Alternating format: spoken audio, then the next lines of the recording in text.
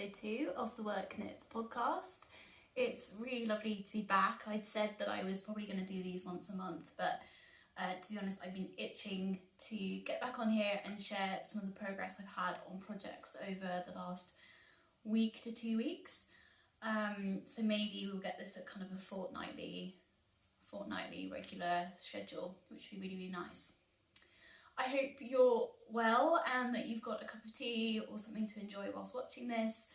I was really, really touched by the engagement on my first episode on this channel. I know how many podcasts there are out there for you to choose from, so I'm just really honoured and humbled that you've decided to spend some time with me. So I've got a couple of different things I wanted to share today, and actually quite a range, including some sewing. So do let me know down in the comments if that would be of interest for me to do more often. I go through phases where I sew more and less, but if I'm in a sewing kick, do let me know if that's something you'd like me to share. Before I kick off with the projects that I've been working on in the last 2 weeks, I thought I'd share what I'm wearing. So this is an adapted version of the contrast sweater by Petite Knit. I knit this in 2022, beginning of 2022. It's got a really lovely shoulder construction. I have knit this slightly oversized, well, slightly is probably a bit of an understatement, very oversized, and I omitted any kind of folded neckline or anything. I kept the sleeves incredibly wide. I didn't decrease at all from under the arm. And yes, the bit you probably can't see, and I'll just try and split it up to show you, is it's actually got a two-tone section at the bottom, a kind of block colour section at the bottom. In Petite Knit's version, it's got a really high contrast. I think her original one is in a similar main colour to mine, a kind of creamy stone colour, and then she uses a mustard for that base colour. I wanted something slightly more subtle for my contrast, because I wanted this to be something I could wear with multiple different coloured trousers or dresses, and so I went for a bit more of a neutral palette. This is knit up the main colour. It's knit up in 2 yarns, so it's knit up holding a fingering weight yarn and a mohair yarn. And I chose to create my colour change by changing the colour of my mohair, but not changing the colour of my main yarn. So the main colour and the fingering weight is Isaiah Highland wool in their like natural white base. And then the mohair, I think I went with also Isaiah mohair for the cream and the lighter colour. And then I want to say it was Gepard garn mohair in a kind of mushroomy colour for the contrast down towards the bottom. Sorry, flashing you my waist there. And then I didn't modify the actual sweater itself much, other than not doing the sleeve decreases. I stayed pretty true to pattern, but one of the things that I did was to knit myself a belt just in plain rib, slipping the last stitch to create like a nice slip stitch edge. And this was just because I knew when knitting it that my gauge was not going to be the same as Petite Knit's, and that my fit, you know, the fabric that I was creating in terms of the yarn and the fabric that was forming, I just knew that wasn't going to be the same. And I knew it was going to be quite a lot airier and maybe slightly more boxy. So I wanted something that I could just use to kind of informally gather the waist together without doing much waist shaping. And I've really found this has increased the amount I wear this jumper, because I can, if I'm feeling a bit cold and I'm working from home, I can throw it on without the belt over several other layers, not worrying too much about how I look, and that is really cosy. But then I can also put the belt around it and wear just a shirt or a camisole underneath going into the office, and it becomes a much smarter look. So really enjoying the sweater. Moving into finished objects, and there actually aren't that many. You will have seen, if you watched my last episode, that there was a number of works in progress on my needles, being quite adventurous with the number of projects I have on the go. but something that I just had to cast on and start, and that is new since the last episode I recorded, is a kind of design that I'm playing with, inspired by the area of England that I live in, which is Somerset. We went to Copenhagen, as I mentioned in my last episode, and whilst there bumped into someone who actually hailed from similar part of the world, and we just got into a real big discussion around cider. Somerset is very much cider country in England, lots of cider apples and cider companies with breweries, or I don't know if that's the right word, but yeah, cider making facilities down here. So I really wanted to create something that was an homage to Somerset and cider, and something that people could knit over the kind of summer months with a view to really enjoying them in the autumn. So I've been playing around with an apple motif, and it really surprised me to find that there actually isn't really any motifs, at least that I could see, easily available. And on trying to create one, I understood why. It's quite tricky. But I also ordered some yarn from a Somerset yarn dyer, because that was something really important. If I'm making something in homage to Somerset, I want to support other local makers in the area.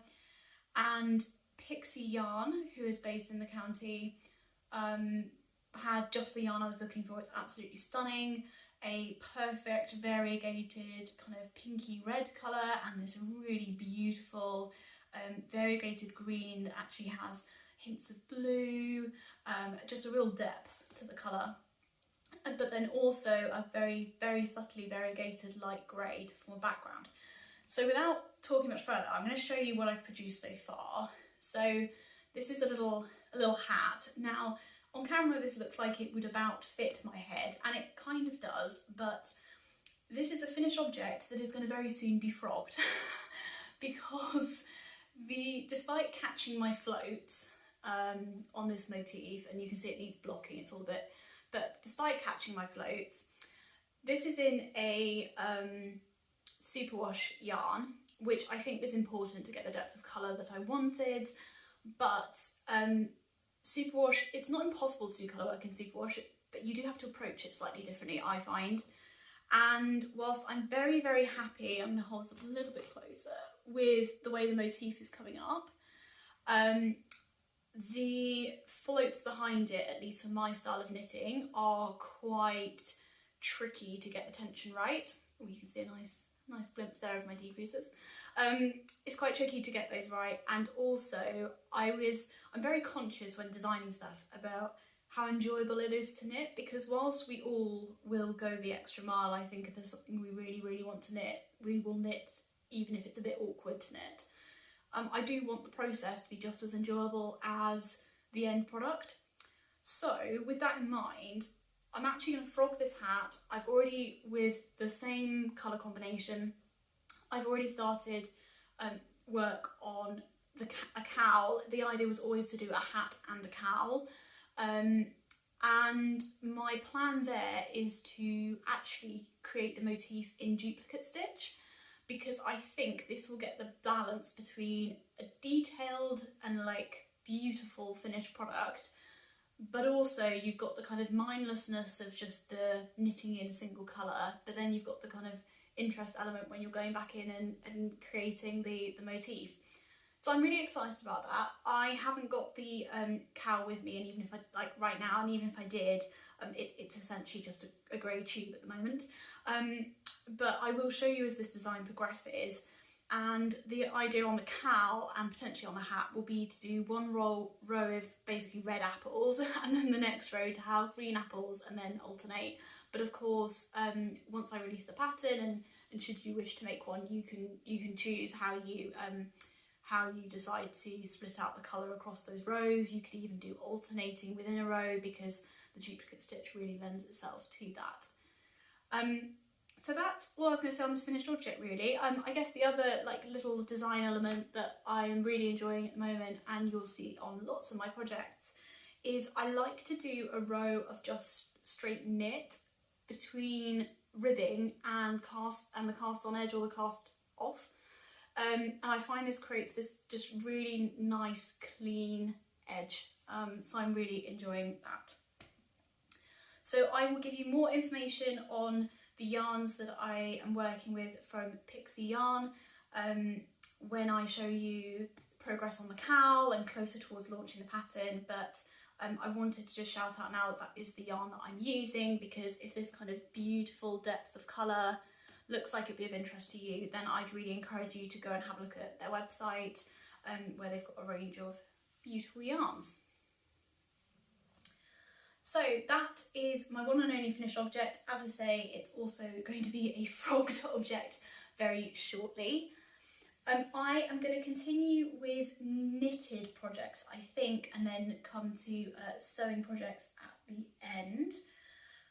Okay, so a very brief bit of progress on my, and now I've not got the pattern in front of me and I'm drawing a blank on the pattern design. Medina, my Medina sweater or top. So I think when I last recorded, I had knit the front and the back, and I had either joined them or was about to join them. So not masses of progress, but I have knit a sleeve. This looks a little bit boxy and wiggly at the moment, but I essentially have just cast off without doing any ribbing or anything, and then I'm going to do a folded hem on this. I was considering, do I kind of pick up stitches on the reverse side whilst I've got the circumference live on my needles, but I was trying to figure out what kind of finish I want and trying to figure out how to create some continuity with the way that I've hemmed it. At the bottom, as you can see, you've got these quite nice definition of these little bars going across the stitches, so I think that's going to be easier to replicate with a needle, doing it after the fact. Really happy with the way that the shoulders have seamed together, and then how the sleeve then knits off that seam. I think that will get even flatter and even more kind of precise with a little bit of blocking and just letting the yarn relax a bit. So a little bit of progress there. I think final thing to say is just that I've tacked down, I've picked up stitches once I knit the shoulders together, and knit, I want to say approximately 10 to 15 rows, and then I have done a folded neckline. Now at the moment that's looking a bit loopy, quite literally, in the sense it's kind of, you know, wiggling all over the place. That's because I tacked it very, very loosely to begin with, just to make sure it could kind of go over my head, get a sense of how it falls on me, and in case I wanted to go back in and actually make it deeper or cinch it in more. But I think I'm pretty happy with how it falls. It's quite a relaxed neckline, and what I'll do now is go back in and either do another round of tacks to kind of really secure that down, or I might even go in with a crochet hook, which tends to create a tighter seam. So I will let you know what I end up doing with that. Before I put this down, just in case you didn't see the last episode, as a reminder on pattern details and the yarn I'm using, and also giving you a quick glimpse of the colour work. So the Medina sweater, this is published by Ficalana. It's new from their January collection. It's inspired by Morocco and I believe some carpets out there. And I'm knitting this in a combination mainly of Ficalana Saga. It is supposed to be held with their Ava base, which I believe is their mohair. I am not holding it with their Ava base, so I have gone up a couple of sizes compared to what I would normally knit in order to account for that. And I also utilised the fact they give you both a finished bust circumference and a finished garment circumference, so that you know exactly what kind of positive ease they're aiming for. I thought that was really, really helpful, and enabled me to kind of better calculate how I was going to account for the difference in gauge.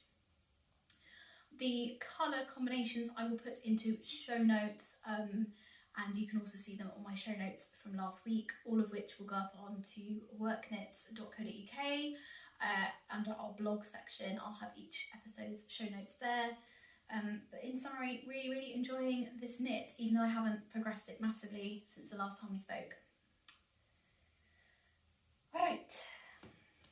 Okay, another work in progress that I had on the needles in the last episode, and that I've actually made quite a lot of progress on, is I showed you last time a single half finished object, a hoe, and these are another pattern that I'm working on. Apologies, it's a little bit work.knits pattern heavy, but this is another pattern I'm working on, a sock pattern.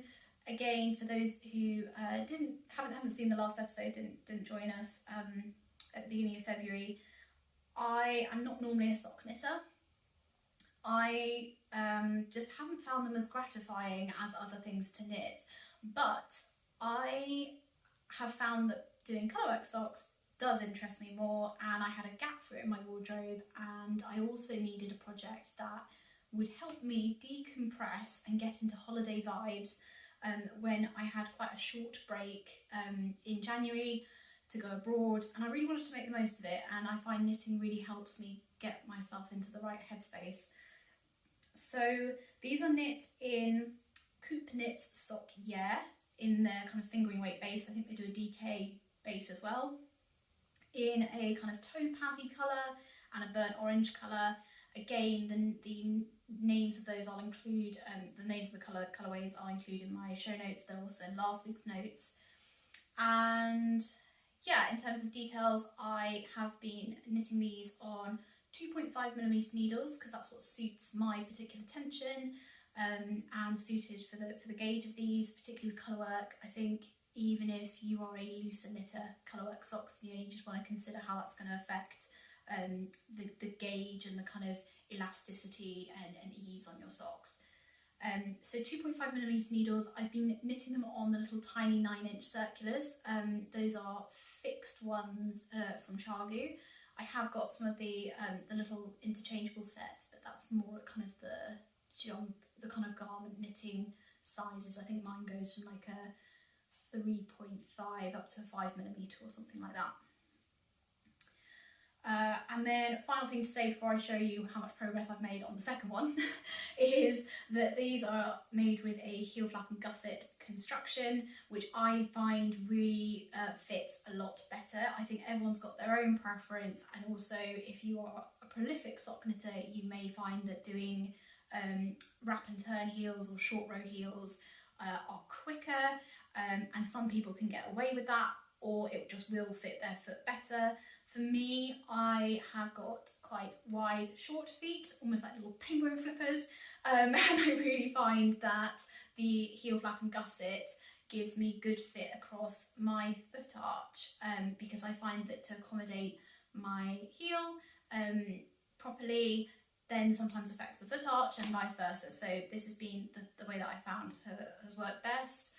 And the heel flap construction is very slightly different to any patterns, at least that I've seen, but very happy to be corrected. And do comment below if you know of another pattern that does this, because that'd be really helpful to see. But the heel flap on this design I'm creating in double knit, so there's lots of kind of slip stitch heel pattern designs, but I'm really interested to see how a double knit works out and how it holds up. So this is essentially creating 2 layers of fabric simultaneously. I didn't find it took me much longer, and it doesn't create any kind of faff when it comes to the stitch counts for the turn and the gusset. So yeah, been really enjoying these. So I showed you this, a lot of rambles, just showing you the one that I showed you last week. The second sock, and please excuse all the yarn attached, but the second sock we are well underway. So I have done the cuff and the leg and the heel and the turn and the gusset, and I've done the flea stitch equivalent bit here, and I am now up here in this last bit of colour work before the toe. I was hoping to finish this before recording, but it's been a busy week at work and that's not happened. So yes, I should have this finished, if not this evening, then over the course of the weekend. Still planning on waiting to be able to knit at least one other size myself before publishing the pattern. If anyone is open to a very informal test knit, do let me know, but I wouldn't presume that anyone has the time at the moment, but if you are interested, let me know. But basically, because I don't knit socks quite so much, and because I've knit these according to my foot size, I just want to play around a little bit with making sure that the pattern accommodates whatever size you want to knit. So that's it really on that project. Oh, with the exception that I think in the last episode I mentioned that I'm using 150-gram skein of each colour. I'm knitting these 64 stitches for my size, and then I'm going to write instructions for how to figure out how long you knit the foot. But I should be set just to be able to make one pair out of just 100 grams total, and I'll probably have some left over. So I think as well, quite a good project for, well, most colourwork sock projects I found, if they, you know, using more than one colour, you end up with loads left of a ball, but you can't quite go for a smaller ball. So I'm hoping this will be quite appealing on that front. So yes, okay, leaving that work in progress behind. The final knitting work in progress was not on my needles last time I recorded, and is now in an interesting place. So I mentioned last time that I had bought a couple of cakes of Wool Dreamers Mancholope in a kind of stone colourway. This is one of those unspun or pencil roving yarns, and I said I was really intrigued to knit a raglan. So that is what I have started doing. I have completely freestyled number of stitches, all that kind of thing. So at the moment the neck opening is huge. I have not even knit enough to be at the kind of sleeve separation point. I've kind of done a number of raglan increases just to knit one front back, one stitch either side of 4 markers. And I'm knitting this on 3.5mm needles. I originally cast it on just holding one strand of the roving, and I found it kept breaking, and that's probably because I'm a really tight knitter. People had said don't worry too much about it, as you go it will kind of all strengthen as you knit it, and I don't doubt that, but I did find that actually it was causing me to have to stop, reblend, stop, fix the break, stop, fix the break every kind of 2 to 5 minutes, and so it was actually just not becoming an enjoyable experience. So I restarted and have instead been holding it double, but I haven't changed my needle size. I've stayed at a 3.5, and that has been a much more pleasurable knitting experience. It's creating, I don't know how well you can see, but this beautiful fabric. The stitch definition, like the row definition, if that makes any sense, is really clear. It's creating this lovely density that's kind of squishy, but it's still very light, and I'm really enjoying it. So yeah, I think, you know, look, everyone's knitting style's gonna be different. It's gonna respond differently to working with a pencil roving yarn, but that was just my experience that I thought I'd share. So plan on this, I had to take it off the needles because I needed the needle for something else, classic. But my plan is to continue to knit the yoke part, or the kind of the raglan, down to the sleeve split. I'm hoping this first cake will get me to at least the sleeve split. And then I want to finish the body, and I'll probably then go back and do the neckline to bring that in. And then I'll do the sleeves last, because I can also picture that trying to do helical knitting, if I need to buy another cake, trying to do helical knitting with this could be quite challenging. I could be wrong, but that's my instinct. There could also be quite an interesting possibility, because I'm holding 2 strands of it, that I could actually go down to holding one strand of this, you know, one of my original cakes and a new cake. So we will just see where we get to, but I am expecting, probably, now that I've decided to knit this held double, I probably will need another cake, whereas my original plan was to hold it single strand, and then I would have had more than enough for a sweater.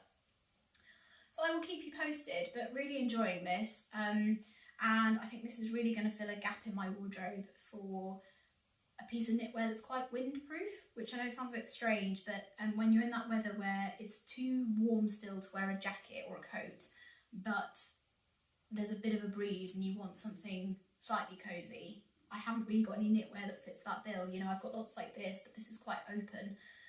So very excited for what can happen with this.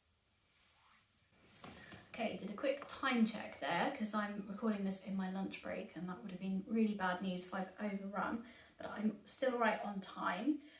Okay, I'm going to segue into some sewing works in progress / almost finished.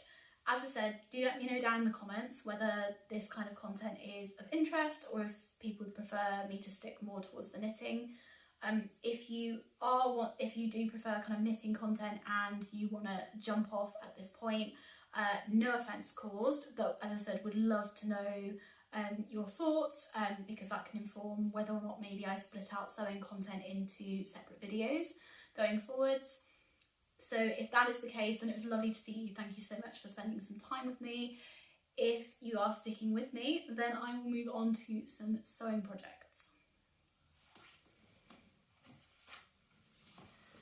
Okay, please excuse me keep dipping down beneath the camera to pick stuff up.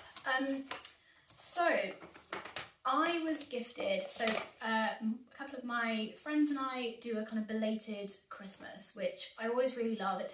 It's one less set of people to be stress shopping for right before Christmas. It gives me more time to make sure I give them something I really know they'll love. And also it's kind of a nice way to prolong that Christmas spirit. So all in all, you know, a really nice tradition, I think. One of those friends gifted me a embroidery set. Now I haven't done embroidery since I was a little girl, but I thought this was really lovely and I've been hooked. So I've done quite a lot. So this is the design. It says, per my last email, super sassy. And it's by a company called Get Stitch Done. So you get essentially a printout pattern that gives you a template. It talks you through where to, I think they've done video tutorials that tells you which tutorials are relevant to the design you're doing. It tells you the colours you need and what their kind of codes are from the embroidery companies, which is really helpful. And then it also gives you kind of hints and tips. But it's quite a simple setup, and the nice thing about the patterns is they've kind of designed them so that you can buy the parts yourself, which gives you the flexibility and freedom to adjust them, but also if you wanted to repeat the project again and make another one, that would be quite easy. Whereas within some embroidery kits, when they give you all the stuff, my sister's quite into embroidery and I know she often finds that you really struggle to source the same type of thread, or you really struggle to figure out what fabric it was they gave you and all that kind of stuff. So I quite like the way this has been set up, and this is where I'm up to. So quite a decent amount done. I have just got a few more of these leaves that are around the edges to do, and then I'm done. My negative space letterwork has got a lot of room for improvement, as does my tracing abilities, because classic me, did this a bit impatiently and in a rush, and I'm not sure that the spacing is how it's meant to be. That being said, there's something quite nice about it obviously being handmade. So I think this might also get finished this weekend, and I'm quite excited to have this hung up by my desk. Maybe I'll post a picture on Instagram when I get this hung up next to my desk, because nice reminder of my friend. It's a nice reminder to be a bit sassy when you need to be, and it's visually really nice to look at. So yes, that's been a nice little project on the side. Again, sorry for the paper rustling. Okay, another sewing project that I've been working on, and you may, actually no, you won't have seen this yet. I was trying to be really snazzy. Is snazzy even still a word that's used? Trying to be Insta-friendly with it and create a reel of the transformation of this next item, which has had mixed results purely because, as I mentioned, work got really busy this week and I've been working very late into the evenings, and I therefore just not had the daylight or the time to quickly snap a reel of progress. But essentially, a bit of background. So this is not a complete make myself. This is going to be a kind of alteration slash upcycle slash customization. Take your pick. I'm not going to be able to show, I don't think I'm, there we go, I can just about get this all into shot. So you will see on my reel when I post it finally that this dress started life with quite a different vibe.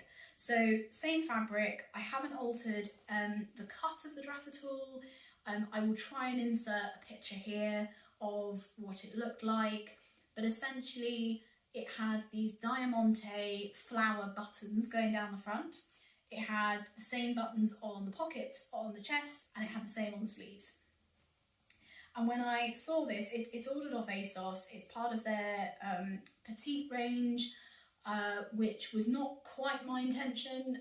I just really loved the cut of the dress because it's a shirt dress but with quite voluminous sleeves, and I really liked the continuous seams going down the body. It doesn't cut you at the waist, so it's got this beautiful flowing shape, which is something I've been looking for a long time. I just knew the buttons weren't me. So what I've done is I have made a very simple swap, and I have replaced the diamante buttons with some nice big matte navy blue ones. The other alteration I'm going to make, and this comes back to the range that it comes from within, from ASOS. As I mentioned, it came from their petite range. Now, I'm about 5'5", which is not hugely tall, but it's not particularly petite either, height-wise. And but I find sometimes with the brands on ASOS and with ASOS's own clothes that the waist proportions don't sit right on me if I go for the kind of standard range, and particularly not if something is only made in their tall range. So the petite range tends to fit me better at the waist, but then has the knock-on effect that it tends to be quite short in length, and that is definitely the case with this dress. I think I've only got maybe 2 to 3 inches of coverage. So to improve the decency of the dress, I've bought some navy twill fabric. This is made in a twill fabric. So I bought some navy twill of a similar weight, and this has already got quite a deep hem. I don't know if you can see past the creases that the hem's kind of here. I'm just going to simply add a kind of similarly proportioned border again onto the end, just to give me a few more inches down my legs on the skirt.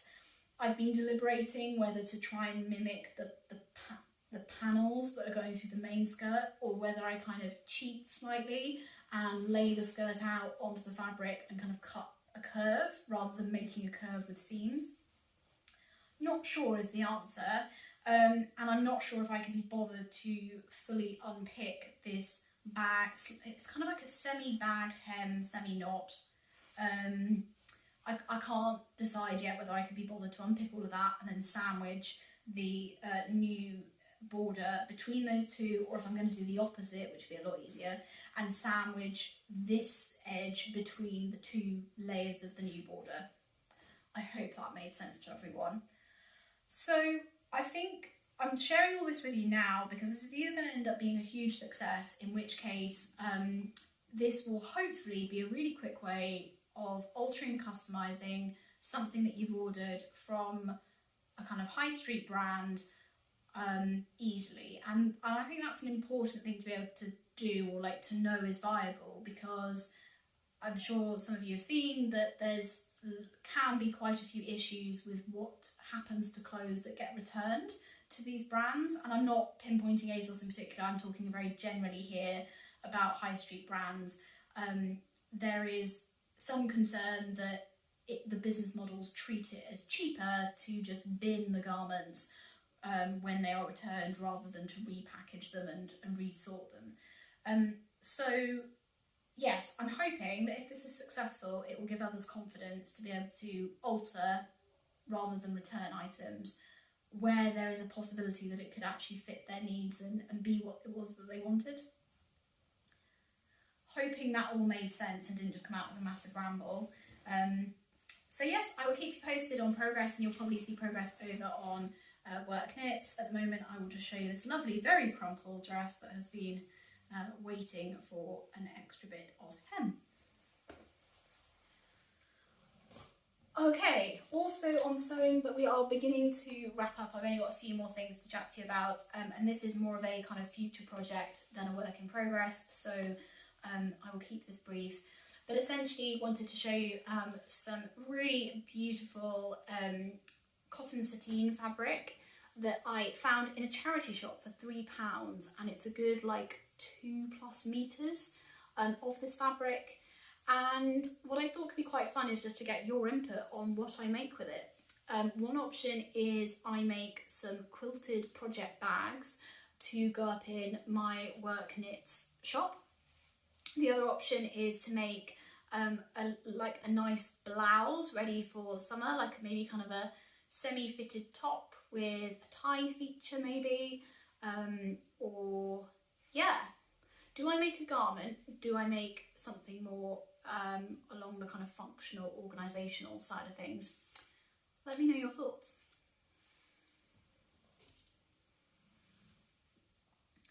Okay, and for the very, very final section, I thought I'd also have a kind of non-knitting, non-sewing, but just more general objects, things I'm loving type section. Again, comments very welcome. The first is semi-knitting related and was also from that friend that I mentioned had given me or gifted me the embroidery set. So there's going to be a little bit of paper rustling, but I thought this was very sweet and very knitting related, so I thought I've got to share this. So they headed to Norway on a trip before Christmas and purchased me this little mug, and even if I could get this close enough for you to read what it says, it's in Norwegian. If you speak Norwegian, fantastic, and I'm super jealous because it's an amazing language. But for those of us who don't, essentially what it says in Norwegian is balance is having a knitting needle in each hand, which I thought was so lovely.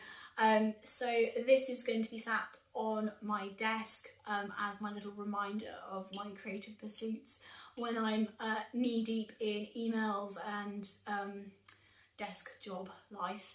But yes, I'm going to have a shot at pronouncing this because it's interestingly very, very similar to English. English and Norwegian have quite heavy overlaps in terms of kind of sound and pronunciation, so let's have a go. Et balanset en strikkepinn either and. So I think strikkepinn, if you know that strikker is or strikk is knitting, so it's a strikkepinn, if I'm pronouncing that right. Sounds, I mean, you can feasibly hear how that's similar, and then either and also sounds relatively similar. So anyway, loving this. And very finally, and again, kind of wanting to just, I guess, you know, this is primarily a knitting podcast, bits of sewing, a few other maybe random bits, but something that I've noticed on Instagram that people are really loving is just also sharing things that I'm enjoying in life, in a relatively confined context, in the sense that most of it's been to do with like organisation and balancing a hobby or a knitting addiction, really, let's be honest, with a full-time job. I also do a couple of other things alongside work.knits, and alongside my full-time job I have a couple of other kind of roles and responsibilities. So I've been sharing just some of the things that I use to keep myself organised, and something I really wanted to share, this is not an advert, this is something that I bought myself several years ago and continue to use daily, so I thought I'd share it with you all because it's also a really nice opportunity to support a small business also run by a woman. So this is essentially like a organisational folder, I think would be a great way of describing it. It's in a faux leather, so you know, vegan, vegetarian friendly. The croc print might not be for everyone. I actually initially didn't think it was going to be for me, but I've learned to really like it. It's like a kind of nice little hint of it within my aesthetic. And it's got some really lovely fastenings and really lovely like embellishments. There's a little symbol down here in the bottom, which is the logo for the company that provide these. These are made by Hello Day or Hello Day Planner. There is, if you're looking for them on Instagram, there is a kind of nutritional health company with a similar-ish name. So just check you're on the stationery and kind of organisational brand. I will put a link in my show notes, which again will be over on work.knits.co.uk. But essentially it's got a big zip going around the outside, and then I'm going to end up dropping stuff. On the inside, it's got a pocket here, and then also a pocket going in behind. And then your notebook or your planner, whatever you use to plan things, slides into a section back here.